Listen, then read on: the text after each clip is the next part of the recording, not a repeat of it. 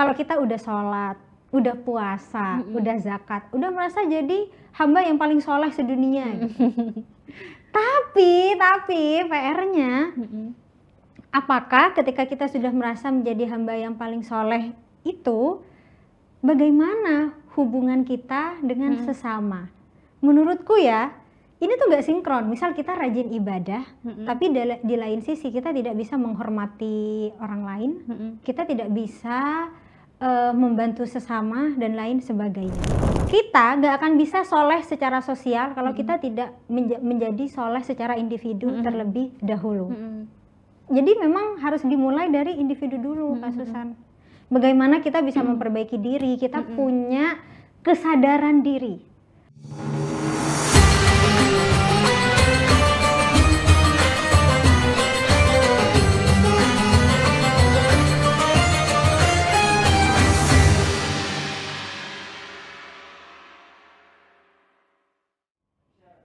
Assalamualaikum warahmatullahi wabarakatuh. Halo Tribuners, kembali lagi dalam podcast Ramadan Wanita dan Islam. Hari ini bersama saya Susan akan membahas tentang kesalehan sosial. Sudah hadir lagi bersama saya Mbak Dita Anis Zafani dari Komunitas Gus-Durian Surabaya. Halo lagi Mbak Dita. Halo lagi Kak Susan. Masih semangat ya kita ngobrolnya hari ini. Nah kita kali ini akan membahas tentang kesalehan sosial.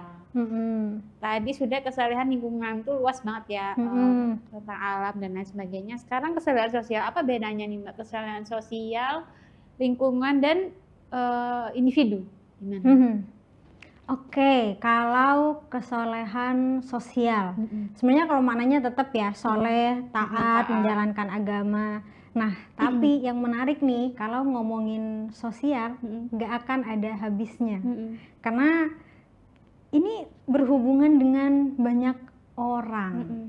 Kan kalau kita sendirian kan individu nih, kalau sudah menyangkut hajat orang banyak, itulah yang dinamakan masuk aspek sosial. Nah, ketika kita ngomongin kesolehan sosial, ya bagaimana tingkah laku kita, perilaku kita juga membawa kebermanfaatan kepada orang banyak. Itulah yang dinamakan kesolehan sosial. Mungkin kalau dalam Islam gitu ya, kita kan juga sering dengar gitu ya, khairun nas anfa'uhum linnas. Paling baiknya manusia adalah mereka yang bermanfaat bagi yang lain.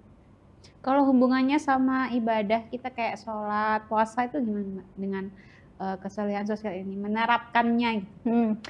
Pas banget ya, mumpung lagi bulan puasa nih, jadi kita ngomongin tentang puasa. Sebenarnya ini sih ya Kak Susan, puasa itu kan adalah bagian bagaimana kita penjagaan diri, mengontrol diri. Sebenarnya kan itu fungsinya kita diwajibkan untuk berpuasa. Kenapa puasa itu harus menahan lapar dan makan, ya lapar ya, yang hubungannya sangat erat dengan makanan. Karena kasarannya nih ya, dalam hidup apa sih yang kita cari gitu? Sesuap nasi gitu kan ya. Oke lah, boleh kita ngomongnya kita mencari rezeki, uang, tapi kan bermuaranya kepada makanan. Dan ketika berhubungan dengan makanan, biasanya sifat asli manusia itu akan keluar. Kelihatan. Pernah gak sih kamu dengar kayak, kalau pengen tahu sifat asli seseorang, lihatlah ketika dia lapar. Ya, karena ketika kita lapar, udah mulai keluar tuh sifat-sifat aslinya. Kemudian kalau ditanya, apa sih hubungannya puasa dengan ibadah dan lain sebagainya? Oke, balik lagi ya, urusan yang menjadi kewajiban kita sebagai seorang hamba, itu kan hubungannya antara aku dan Tuhanku. Tapi balik lagi, mestinya ketika kita semakin dekat dengan Tuhan, ya itu juga tercermin dari perilaku kita kepada sesama manusia. Ironisnya, kita ini biasanya selalu fokus kepada output bukan outcome.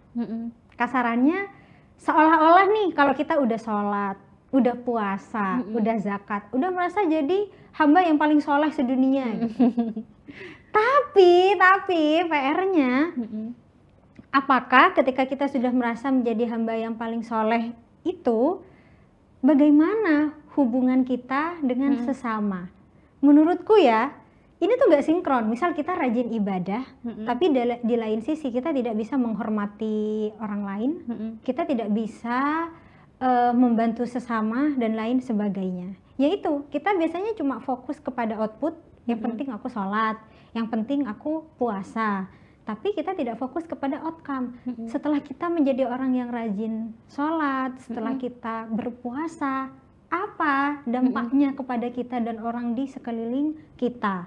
Aku tadi ngomong ya di awal, berpuasa itu kan sebenarnya bagian bagaimana kita penjagaan diri, mengontrol diri. Sebenarnya kita kan lagi cosplay gitu ya. Kalau kita menjadi bagian orang-orang yang diuji sama Allah, kelaparan, punya kesulitan ekonomi, apa ya yang kita rasakan? Kan gitu. Ya mestinya setelah kita tahu rasanya, ya akhirnya membuka kita, mendorong kita untuk melakukan aksi-aksi sosial itu tadi. Itulah kenapa juga kan ketika Ramadan kita dianjurkan untuk bersedekah. Bahkan makin getol nih ya gitu kan, pahalanya dilipat gandakan. Sebenarnya kan outcome-nya tuh itu, kamu berpuasa, habis itu setelah kamu merasakan bagaimana rasanya kelaparan, menahan diri dan lain sebagainya, ya itu outcome-nya itu tadi, bukan justru sebaliknya. Tapi boleh nggak sih, ini tanya aja ya. Iya.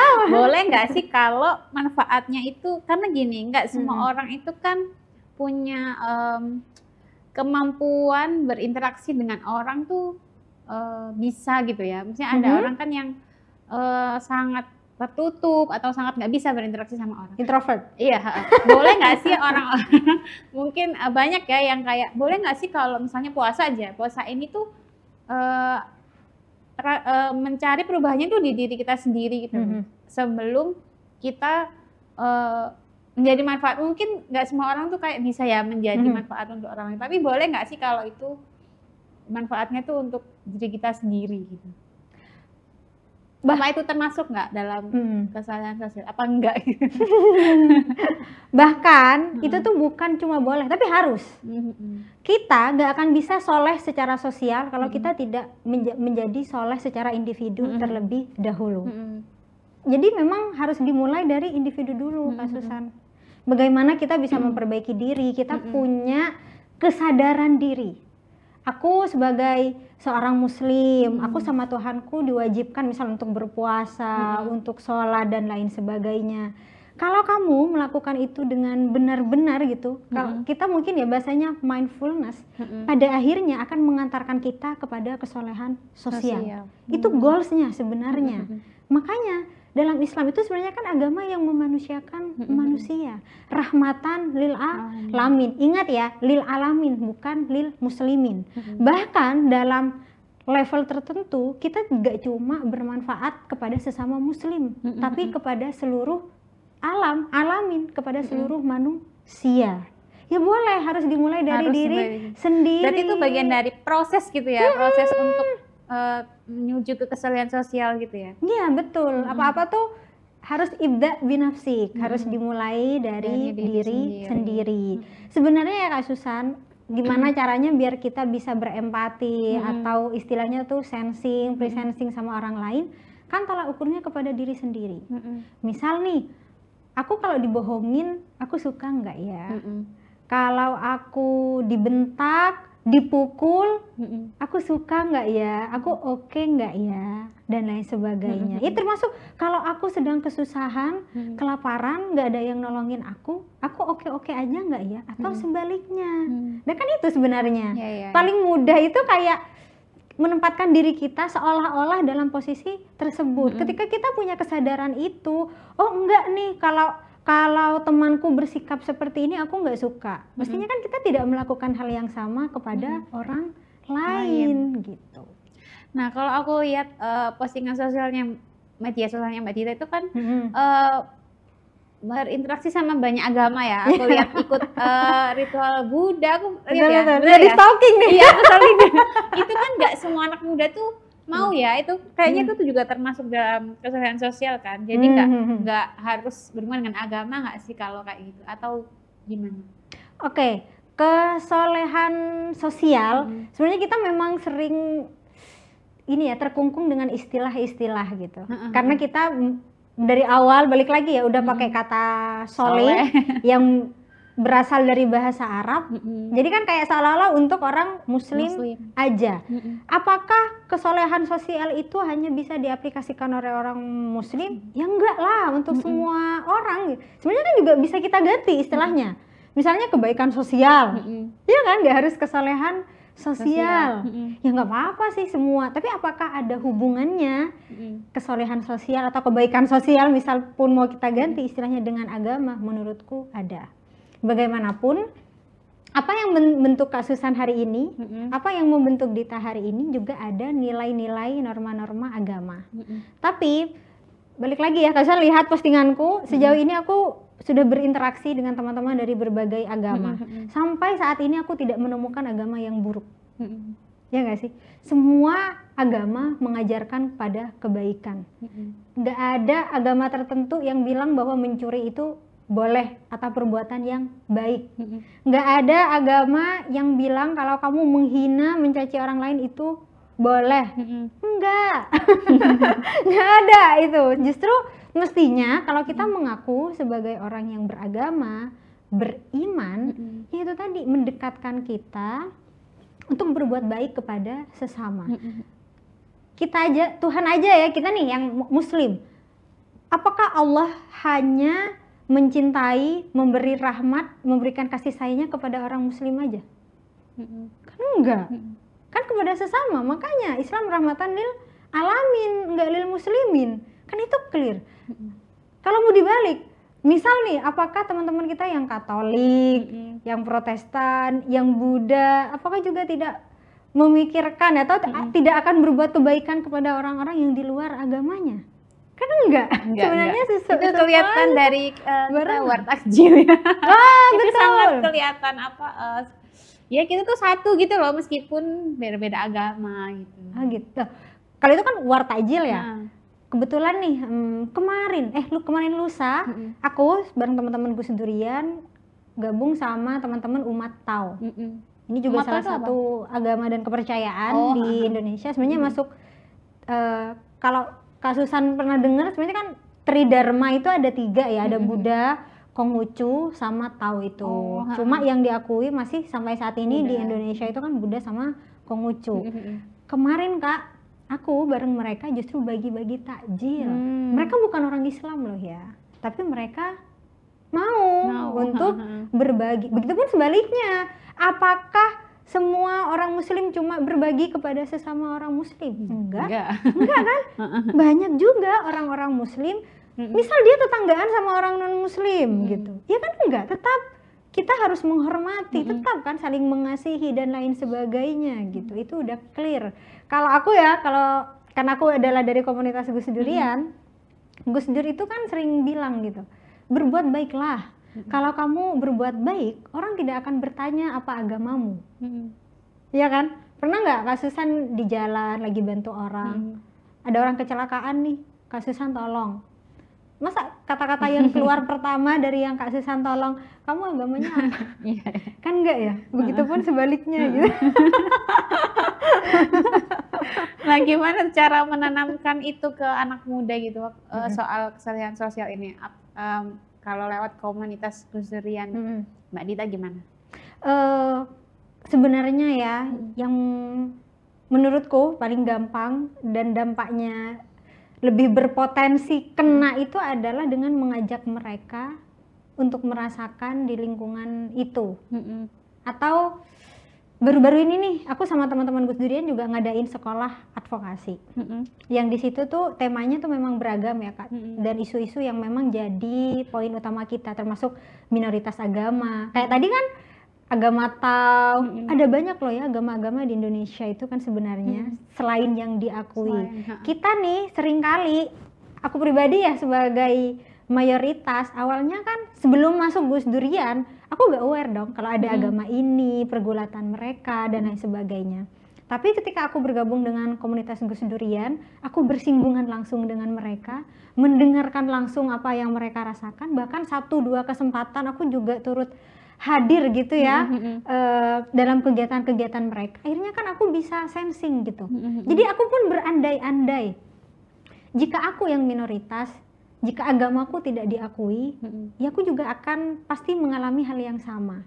Kebayang nggak sih, agamaku nggak diakui nih, terus di KTP ku tulisan kolom agama itu isinya apa?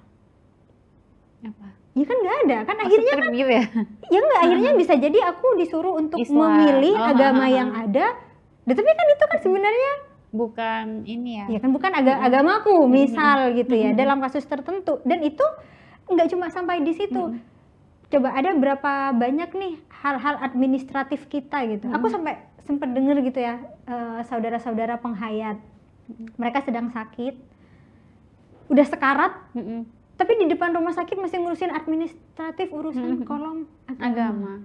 Kan jadinya kan miris ya. Nah kalau mau ditarik lagi, oke nih di Indonesia aku muslim, aku mayoritas, dalam tanda kutip aku tidak merasakan tantangan berarti. Tapi bagaimana saudara muslimku yang lain yang ada di negara yang justru dia yang jadi minoritas, dia kan juga akan mengalami hal yang sama. Dan ketika kita berpikir begitu, sebenarnya kan udah clear ya, mestinya kita juga memperlakukan saudara-saudara kita yang by statistik ya ini ya, pemeluknya tidak sebanyak Islam. Kan gitu sebenarnya. Akhirnya ya balik lagi, caranya gimana? Ya kita harus sensing sih, kita harus seolah-olah merasakan hal itu. Cara menanamkannya ya sebenarnya nggak susah. Kenapa kita sering salah paham? Karena kan nggak ada komunikasi. Ya itu, kita tidak bersinggungan. Kita tuh sering punya voice prasangka. Wah, orang Kristen gini nih.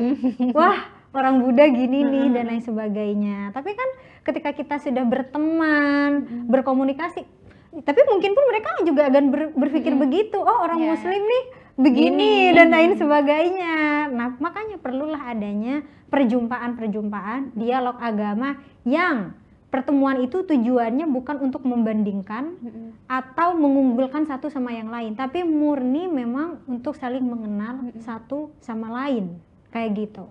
Nah, tantangannya tuh apa di era sekarang yang sangat amat modern dan serba informasi sana sini, itu gimana Mbak tantangannya? Nah, sebenarnya informasi banyak ini tuh kayak si malakama sih ya. Di lain pisau bermata dua. Iya, pisau bermata dua. Di lain sisi sebenarnya oke gitu ya, kita bisa belajar banyak hal, bahkan secara otodidak kita mudah mendapatkan informasi. Tapi di lain sisi kita nggak punya authority atau power untuk mengontrol semua informasi itu benar, baik, layak untuk dikonsumsi. Bahkan kalau kasus Sangerti sekarang udah banyak buzzer-buzzernya gitu. Yang baik jadi buruk, yang buruk jadi baik. Dan Indonesia ini termasuk negara yang urusan agama atau spiritualitas, religiusitas itu amat sangat penting. Bahkan kondisi sosial kita itu barometernya dibentuk berdasarkan nilai-nilai agama. Nah itu juga jadi tantangan tersendiri gitu. Kalau mau ditanya, kan tadi apa hubungannya agama sama sosial? Sangat berhubungan, karena ya itu, kalau kata temanku tuh tegak lurus nih urusan agama sama lingkungan sosial gitu kan. Kenapa kita nggak boleh begini, kenapa begitu ya, karena lingkungan sosial kita yang begitu. Nah, PR-nya ketika kita hanya bersosialisasi dengan orang-orang yang seagama itu tadi. Di lain sisi mungkin, ya gak mungkin ya, di lain sisi bagus, akhirnya kita bisa menjaga keagamaan. Tapi dalam level-level tertentu itu juga akan menimbulkan fanatisme.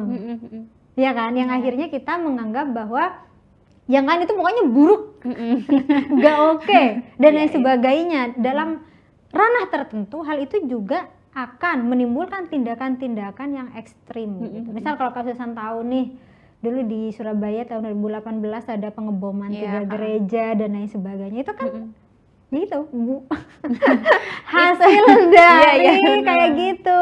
Makanya itu jadi PR banget ke kita. Nah, kalau di komunitas Gusurian tuh ada ini nggak, kayak lewat sosial media untuk mengingatkan anak muda atau gimana? Oh, tentu banget sih. Kami memang mengedukasi ya, campaign terutama urusan keberagaman, perdamaian dan lain sebagainya di sosial media. Teman-teman bisa cek ya di sosial media Gus Durian Surabaya, juga termasuk di jaringan Gus Durian, dan teman-teman semua dari penggerak pun juga membagikan ya kegiatan-kegiatan positif kami, terutama yang berhubungan dengan teman-teman lintas iman itu tadi gitu. Karena balik lagi ya, di awal kan aku udah bilang ya ke Kak Susan bahwa kita dalam Islam itu kita punya hubungan triangulasi, hubunganku sama Tuhan, hablum minallah, hubunganku dengan alam, dengan lingkungan, hablum minal alam, tapi juga ada yang namanya hablum minan nas, hubunganku dengan sesama manusia. Dan balik lagi, selaku orang yang mengaku beriman, mestinya aku memiliki hubungan yang baik, tidak hanya dengan saudara-saudara muslimku, tetapi kepada saudara-saudaraku yang lain. Karena kata Ali bin Abi Thalib yang juga sering diucapkan oleh Gus Dur, mereka yang bukan saudaramu dalam iman adalah saudaramu dalam kemanusiaan. Bagus, cakep sekali. Iya. Lah Mbak, ini sebelum kita akhiri ya, coba spill caranya untuk gabung dalam komunitas Gus Durian, karena itu seru banget ngeliat postingannya, kayak ikut ngerasain gimana ritual itu. Karena banyak kegiatan positif ya, kan bukan berarti kita mau kayak mencontoh atau apa, enggak ya, tapi kayak kita belajar gitu loh. Itu gimana Mbak caranya kita? Kalau kami di komunitas Gus Durian, pertama kami membuka ruang selebar-lebarnya kepada siapapun yang ingin bergabung. Gus Durian itu tidak hanya milik orang Islam, semua berarti agama harus Islam. Enggak harus, semua agama boleh bergabung. Teman-teman kami banyak ya dari lintas iman, karena patokan kami adalah Gus Dur. Gus Dur adalah bapak pluralisme, beliau yang memang amat sangat mengajarkan kita semua, nggak cuma Gus Durian ya, tapi Indonesia untuk saling menghargai, menghormati satu sama lain. Jadi apapun latar belakangmu, apapun agamamu, ras, sukumu, kamu boleh bergabung dengan Gus Durian. Caranya sebenarnya gampang aja sih, karena base kami adalah komunitas. Teman-teman tinggal langsung bergabung aja, ikut kegiatan-kegiatan kami. Banyak infonya bisa dilihat di akun sosial media Gus Durian Surabaya. Akun Mbak Dita. Iya, boleh. Akunku Dita Zafani, teman-teman juga boleh lihat di situ, karena kami saling berkolaborasi gitu ya di sosial media. Jadi teman-teman tinggal ikut aja, karena ada banyak kegiatan-kegiatan yang memang kami buka untuk umum kayak gitu. Tapi kalau mau yang lebih rada serius nih, sebenarnya kami juga konsisten ya ngadain yang namanya KPG atau kelas pemikiran Gus Dur. Bahkan 2 tahun lalu kami tuh Gus to kampus. Kami pergi ke 4 kampus. Jadi teman-teman yang mau gabung Gus Durian, mau belajar lebih dalam tentang pemikiran Gus Dur, juga bisa bergabung atau mengikuti kelasnya. Jadi balik lagi ya, karena kegiatan kami hubungannya dengan lintas iman, dengan berbagai kalangan dan golongan tentunya, bukan berarti kita langsung ikut-ikut pergi ke tempat ibadah sana sini, enggak. Kami, itulah gunanya kenapa ada KPG itu tadi, kelas pemikiran Gus Dur. Kami diajarkan terlebih dahulu nilai-nilai Gus Dur ini apa aja. Kenapa sih Gus Dur melakukan ini, yang akhirnya itu juga yang menjadi pegangan kita ke depan. Benar kata Kak Susan, apakah ketika kita juga pergi ke tempat ibadah agama lain, bergabung, kita mau ikut-ikutan? Enggak. Kita nih ranahnya yaitu tadi, menjaga perdamaian, toleransi. Itulah kenapa kita juga adain fasilitasi yang namanya kelas pemikiran Gus Dur itu tadi, supaya punya bekal terlebih dahulu. Selepasnya gas aja, kita bersama-sama melakukan aksi-aksi sosial dan kemanusiaan. Baik, seru sekali. Seru sekali bersama Mbak Dita. Semoga kita bisa ngobrol lagi lain waktu. Makasih banyak ya Mbak Dita udah hadir hari ini. Terima kasih juga untuk Tribuners yang selalu setia menyaksikan kita, dan silakan lihat podcast yang lain. Saya Susan dan Mbak Dita pamit undur diri. Assalamualaikum warahmatullahi wabarakatuh.